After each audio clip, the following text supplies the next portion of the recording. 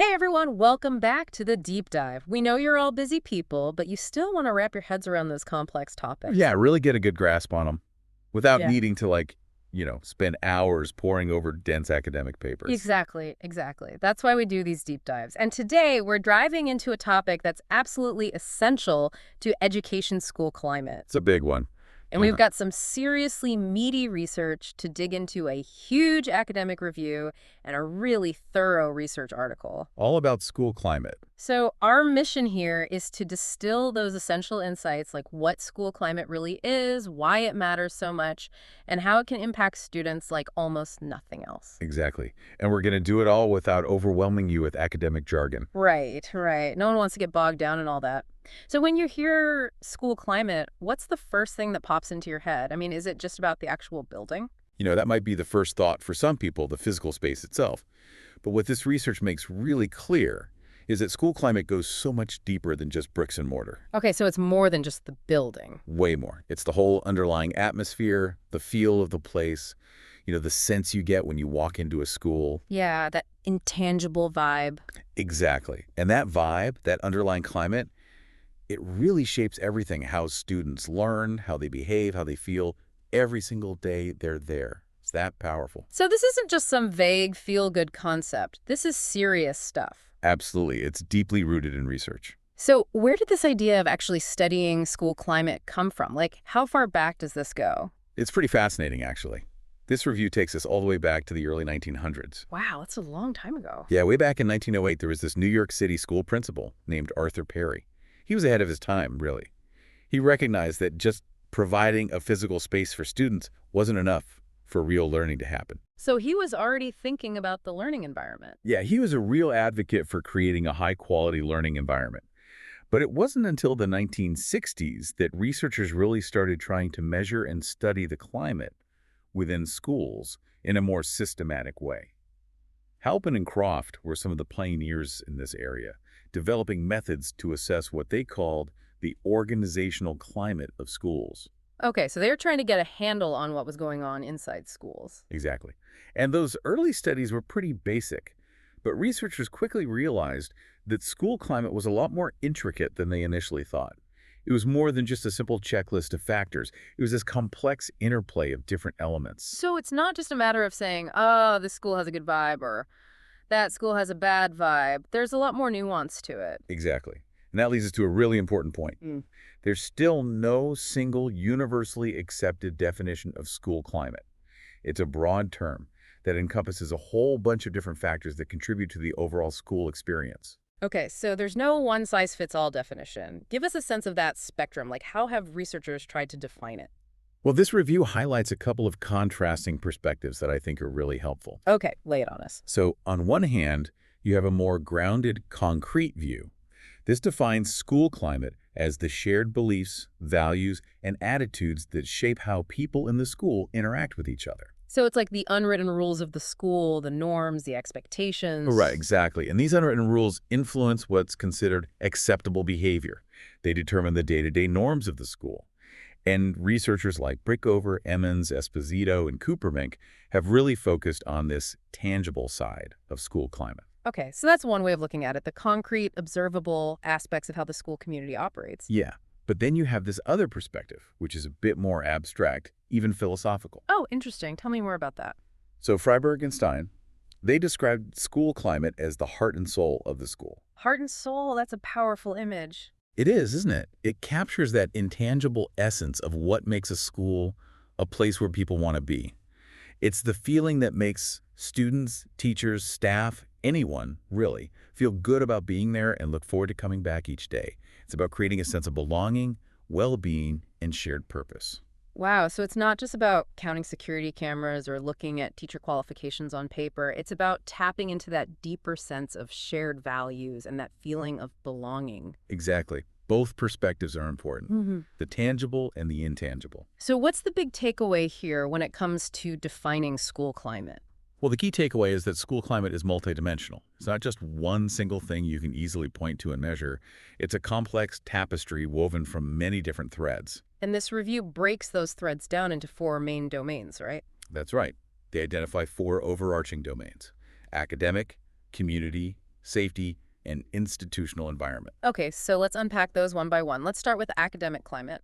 What exactly does that encompass? So the academic climate is all about how the school prioritizes and supports learning and teaching. It's really the heart of the educational process. Makes sense. So, what are the key elements of a strong academic climate?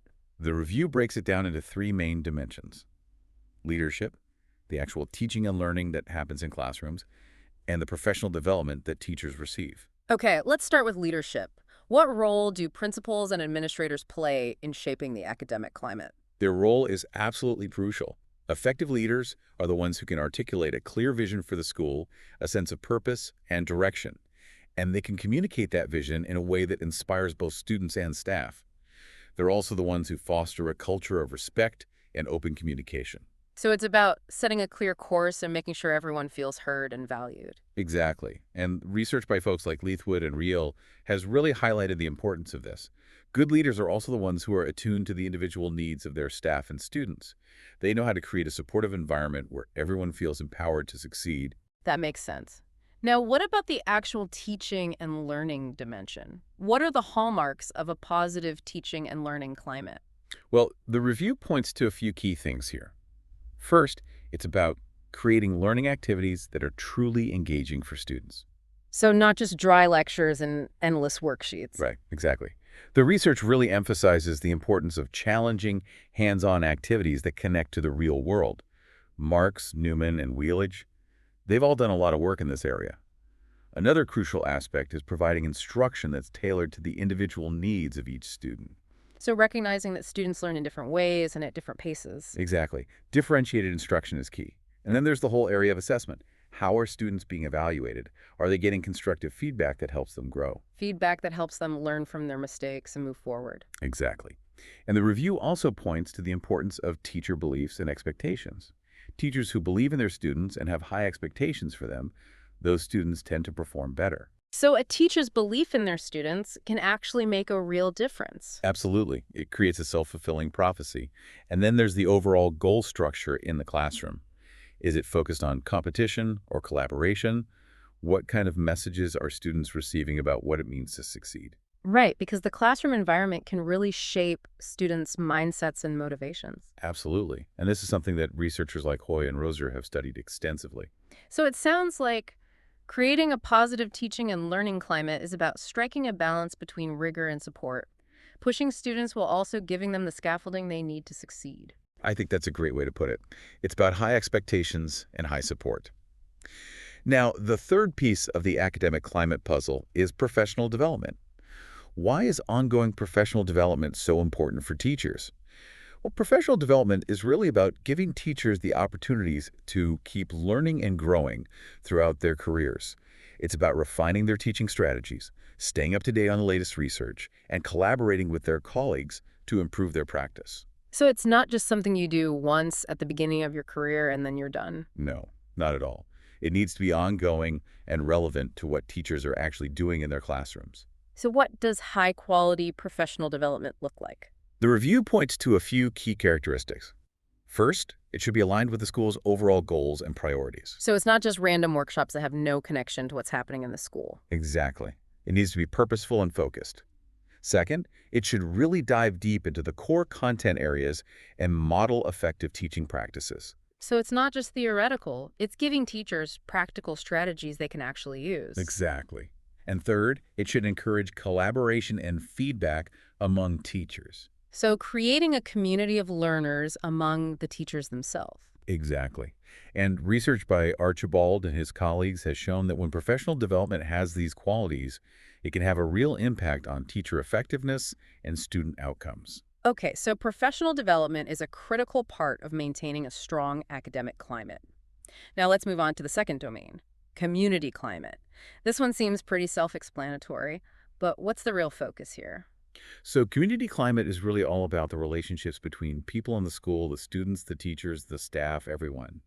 It's about the quality of those interactions and the overall sense of connection and belonging within the school community. It's about creating a sense of we're all in this together. Exactly. And researchers like Batistich and Gottfredson have done a ton of work in this area, really highlighting how important these interpersonal connections are.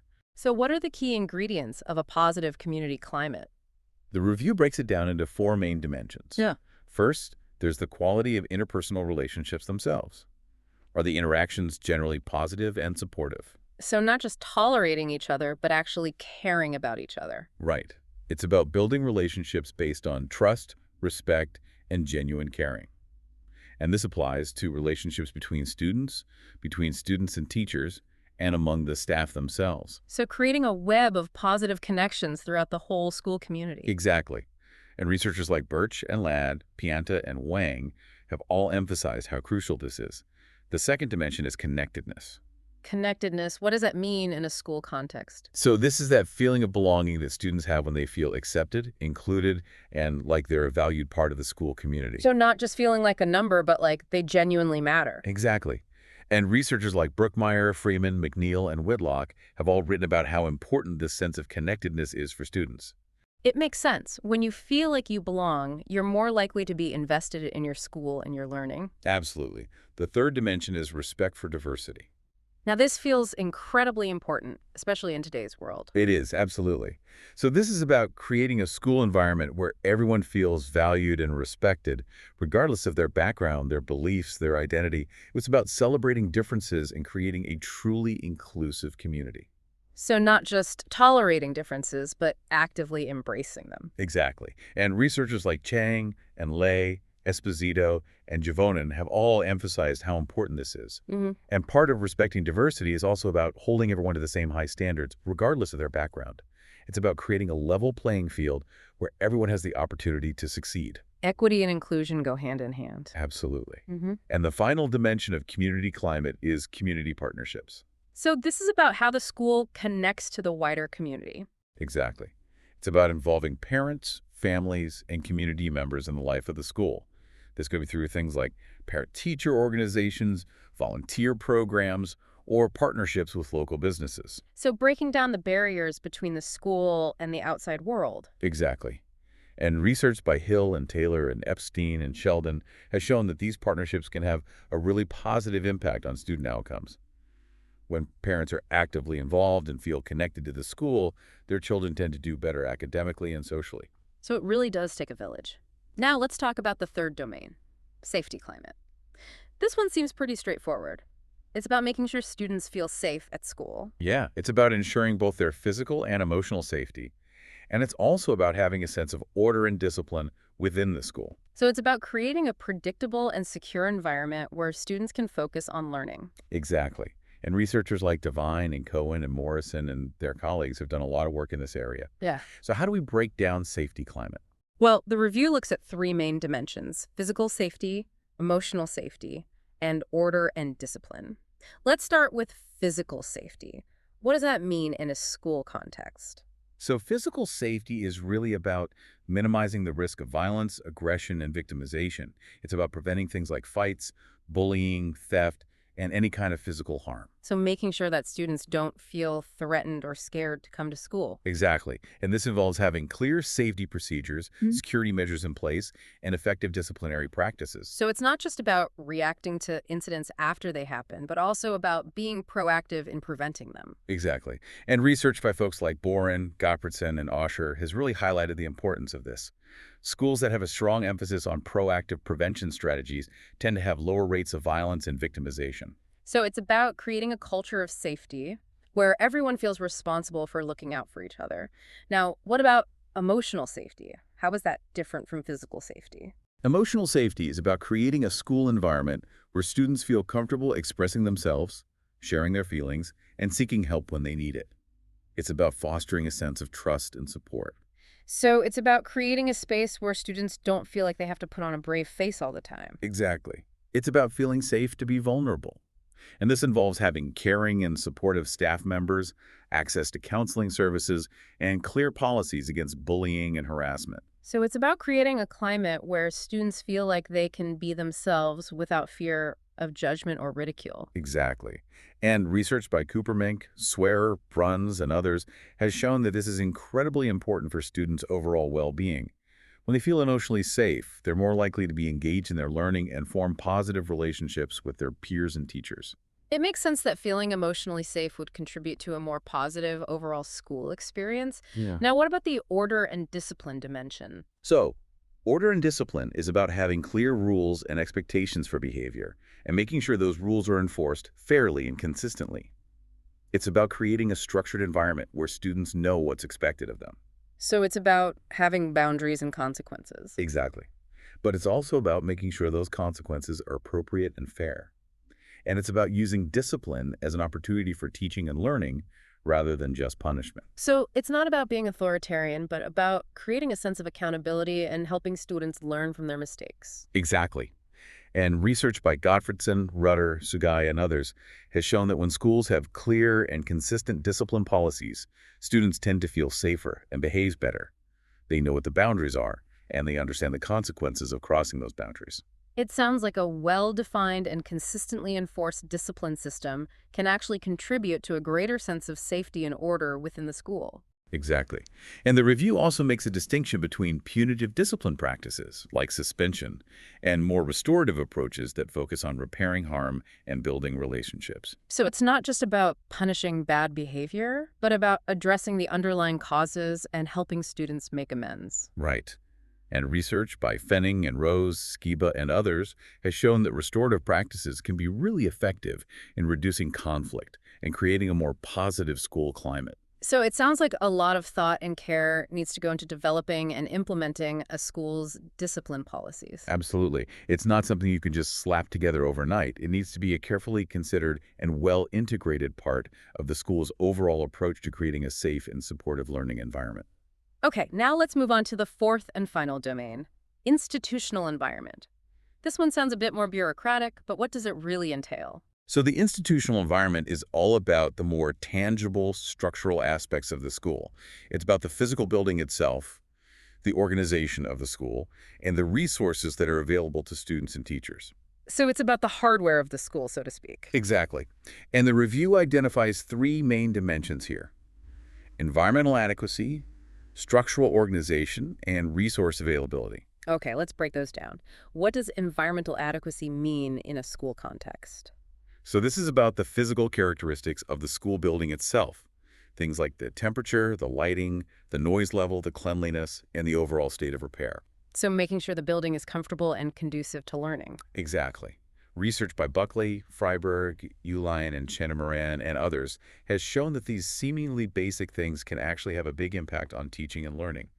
A classroom that's too hot or too cold or too noisy or too dark can be really distracting for students and make it hard for them to focus. It's like trying to work in a construction zone. You're not going to be very productive. Right. And on the flip side, a comfortable and well-maintained environment can really enhance the learning experience. It makes sense. Now, what about structural organization? What does that refer to? So structural organization is about the overall framework of the school. Things like the school size, the average class size, whether there's ability tracking or grouping of students, the school schedule, and the level of student mobility. So these are more systemic factors that are often determined at a higher level than the individual school. Exactly. And research by Leithwood and Rail, Bowen, Finn, and others has shown that these structural factors can influence the school climate and ultimately student outcomes. For example, smaller schools tend to have a stronger sense of community, which can benefit students both academically and socially. So the size and structure of the school can actually shape the relationships and interactions within the school community. Exactly. And the final dimension of the institutional environment is availability of resources. Yeah. What does this mean in the context of school climate? So this is about making sure students and teachers have access to the tools and materials they need to succeed. This could include things like textbooks, technology, lab equipment, art supplies, and so on. Exactly. And research by Oakes and Saunders has shown that when schools are well-resourced, students tend to perform better academically. They have the tools they need to learn and explore, and teachers have more options for creating engaging and effective lessons. So it's not just about having a nice building, it's also about having the necessary supplies and equipment to support learning. Right. And this is where issues of equity and access come into play. Schools in low-income communities often have fewer resources than schools in wealthier communities, which can create a real disadvantage for students. So it's not just about having resources, it's also about making sure those resources are distributed equitably. Exactly. And research by Miles and Darling Hammond has shown that when schools make a concerted effort to improve resource equity, it can have a really positive impact on student outcomes. Okay, so we've covered the four main domains of school, climate, academic, community, safety, and institutional environment. It's amazing to see how all these different factors come together to create the overall climate of a school. It really is. Yeah. And this research does a great job of highlighting just how complex and interconnected these different aspects are. It's not just about focusing on one or two things, it's about creating a comprehensive and holistic approach to improving the school climate. Now, the review also delves into the theoretical underpinnings of school climate research, like what are the big ideas that help us understand why these different domains matter so much? Exactly. It's not just about describing what school climate is, it's also about understanding why it has such a profound impact on students. And the review draws on several key theoretical frameworks to explain this. Let's talk about a few of those. You mentioned Bronfenbrenner's bioecological theory earlier.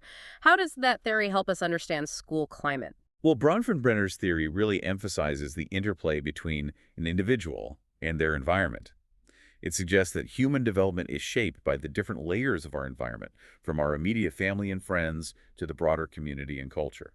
So it's like a series of nested circles with the individual at the center. Exactly. And in the context of school climate, this theory highlights how the different domains of the school environment, the physical space, the relationships, the rules and routines, all interact to influence students' development. So it's not just about one or two factors in isolation, it's about the whole ecosystem of the school. Exactly. And this theory helps us to understand how even small changes in one area of the school environment can ripple outwards and have a broader impact. Okay, that makes sense. Now, what about the risk and resilience perspective? How does that relate to school climate? This perspective really focuses on the factors that help children thrive, even in the face of adversity. It recognizes that children come to school with different experiences and challenges, and that some children are more vulnerable than others. So some kids come to school already carrying a lot of baggage. Right. And this perspective suggests that a positive school climate can act as a protective factor, buffering children from the negative effects of those challenges. So the school can be a safe haven for kids who are struggling. Exactly. And research has shown that things like strong relationships with teachers, a sense of belonging, and a supportive school community can all contribute to resilience. These are the things that help kids bounce back from setbacks and thrive despite the odds. So it's not just about academics, it's about creating a nurturing environment where kids feel safe and supported. Absolutely.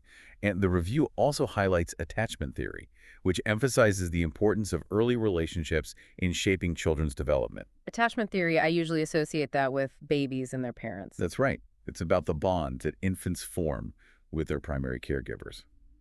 But the principles of attachment theory actually extend beyond infancy and into childhood and adolescence. So it's not just about babies anymore. No, not at all. And in the context of school, attachment theory suggests that the relationships children form with their teachers and peers can have a lasting impact on their social and emotional development. So those early relationships can set the stage for how kids relate to others throughout their lives. Exactly. And this is why the community climate of the school is so important. When kids feel connected to their teachers and peers, they feel safer, more confident, and more willing to take risks in their learning. Okay, that makes sense. What about social cognitive theory? How does that framework help us understand school climate? So social cognitive theory is all about how people learn through observation, imitation, and modeling. It suggests that we're constantly watching others and learning from their behavior. So it's like monkey see, monkey do? In a way, yes. And in the context of school climate, this theory highlights how the school environment can shape students' beliefs, attitudes, and behaviors. So if kids are constantly seeing bullying or disrespect, they're more likely to engage in those behaviors themselves? Right. But on the flip side, if they're seeing positive role models and experiencing kindness and respect, they're more likely to internalize those values and act accordingly. So the school climate can create a ripple effect, influencing how kids treat each other and how they view themselves. Exactly. And this theory also helps us understand the importance of school-wide policies and practices. If the school has a zero-tolerance policy for bullying, and if that policy is consistently enforced, it sends a clear message to students that bullying is not acceptable. So it's not just about words, it's about actions. Exactly. And finally, the review discusses stage environment fit theory. Okay, what's that one all about? So this theory suggests that students thrive when their developmental needs are aligned with the characteristics of their school environment. So it's about matching the school to the needs of the students. Exactly. And this is especially important during transitions, like the move from elementary school to middle school. That can be a tough transition for a lot of kids. It can be. And this theory suggests that middle schoolers need to be structured in a way that supports adolescents' growing need for autonomy, competence, and belonging. So middle schools need to be different from elementary schools, developmentally speaking. Exactly. They need to provide more opportunities for independence, choice, and social connection. And when they do that, students are more likely to be engaged and successful. Okay, so all of these theories offer a different lens for understanding why school climate matters so much. Now, let's move on to the really practical stuff.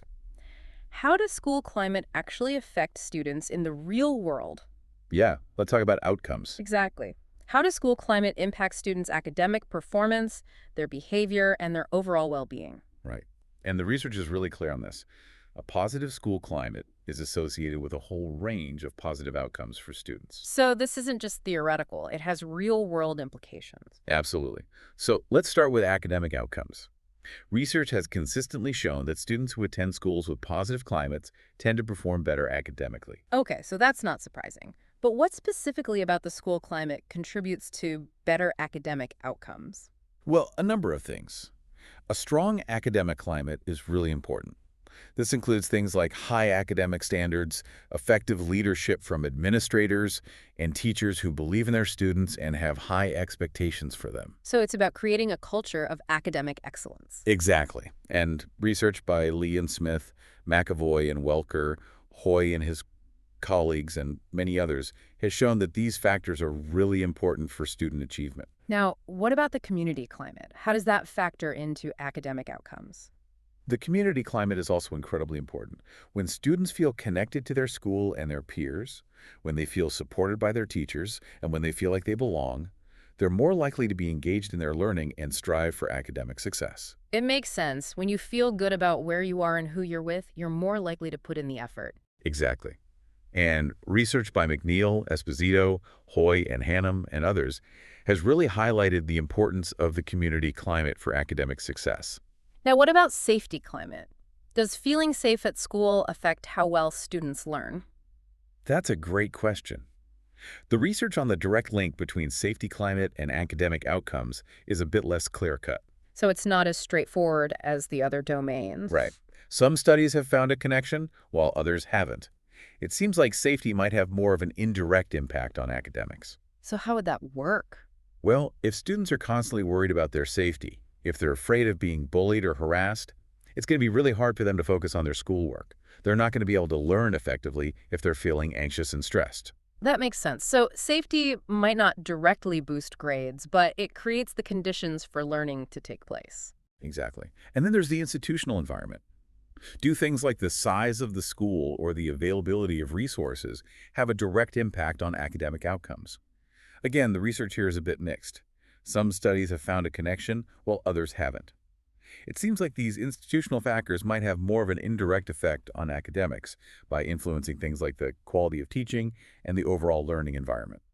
So, for example, if a school is overcrowded and under-resourced, it might be harder for teachers to provide effective instruction and for students to feel supported and engaged. Exactly. And that can ultimately impact student achievement. But it's important to note that these institutional factors often interact with other aspects of school climate, like the quality of leadership and the strength of the school community. So it's not just about one factor in isolation, it's about the interplay of all these different elements. Right. Now let's move on to behavioral outcomes. How does school climate influence how students behave? Well, here, the research is much more consistent. Schools with positive climates tend to have fewer behavioral problems. So kids are less likely to act out, get in trouble, or engage in risky behaviors. Exactly. And this makes sense when you think about it. When students feel connected to their school, when they feel supported and respected, they're less likely to act out. They have more to lose. So it's like they have a stake in the school community and they don't want to jeopardize that. Right. And research has shown that a strong academic climate can be really protective when it comes to behavior. When schools have high expectations for students and provide them with the support they need to succeed, students are more likely to stay on track academically and less likely to engage in disruptive behavior. So it's about setting kids up for success, not just punishing them when they fail. Exactly. And the community climate is also incredibly important here. When schools foster a sense of belonging and connection, students are less likely to bully or harass each other. Because they see each other as part of the same team, not as competitors or enemies. Exactly. And research by Zakowski and Gunter, Brookmeyer, Wilson, and others has shown that a strong community climate can really reduce bullying and other forms of aggression. Now, what about safety climate? How does that factor into behavioral outcomes? Well, unsurprisingly, schools that are perceived as unsafe tend to have more behavioral problems. When students don't feel safe, they're more likely to act out, withdraw, or engage in risky behaviors. It's like they're on edge all the time, waiting for something bad to happen. Exactly. And research has shown that schools with clear and consistent discipline policies, as well as effective anti-bullying programs, tend to have fewer behavioral problems. So it's about creating a predictable and safe environment where students know what the rules are and what the consequences are for breaking them. Exactly. And the institutional environment can also play a role here. For example, overcrowded schools, or schools with high student-teacher ratios, might be more prone to behavioral problems, simply because it's harder for teachers to supervise students effectively and address issues as they arise. So it's not just about individual behavior, it's also about the structural factors that can either support or hinder good behavior. Right. Now, let's talk about the impact of school climate on students' psychological and social outcomes. This is an area where research is really starting to blossom. It makes sense.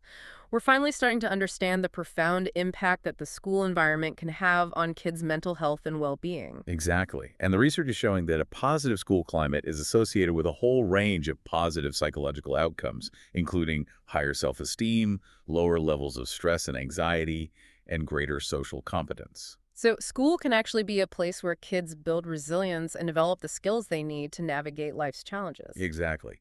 And while all four domains of school climate are important here, the community climate seems to be particularly critical. Okay, why is that? Well, research has consistently shown that when students feel connected to their school, when they feel like they belong, when they have strong relationships with their teachers and peers, they tend to be more resilient and have better mental health outcomes. So it's about feeling like you're part of something bigger than yourself, like you have people you can count on. Exactly.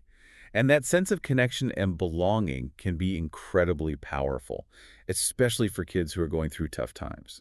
Now, what about the safety climate? Does feeling safe at school contribute to better?